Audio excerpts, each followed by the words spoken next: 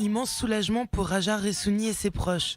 La jeune journaliste âgée de 28 ans était condamnée à 1 an de prison ferme pour avoir avorté illégalement et pour des relations sexuelles hors mariage, avant d'être graciée par le roi du Maroc, Mohamed VI, ce mercredi. Son fiancé avait écopé de la même peine.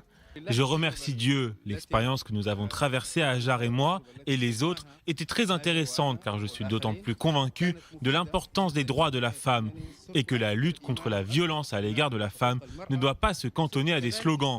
C'est un travail qui doit être fait à tous les niveaux. Le personnel médical en charge de l'intervention a également été condamné.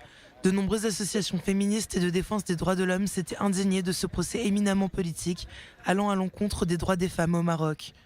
50 femmes journalistes ont manifesté leur soutien à leurs consoeurs dans une vidéo diffusée sur les réseaux sociaux. Au moment du procès de la journaliste Dagbar Al-Yaoum, le collectif féministe a publié un manifeste intitulé « Hors la loi », signé à ce jour par 10 000 personnes, pour demander la suspension de lois liberticides punissant adultère, avortement et sexe hors mariage. Au Maroc, les peines pour l'avortement visent en majorité les praticiens plutôt que les patientes. En 2018, 73 personnes étaient poursuivies pour cette intervention. Entre 600 et 800 avortements clandestins sont pratiqués chaque jour dans ce pays.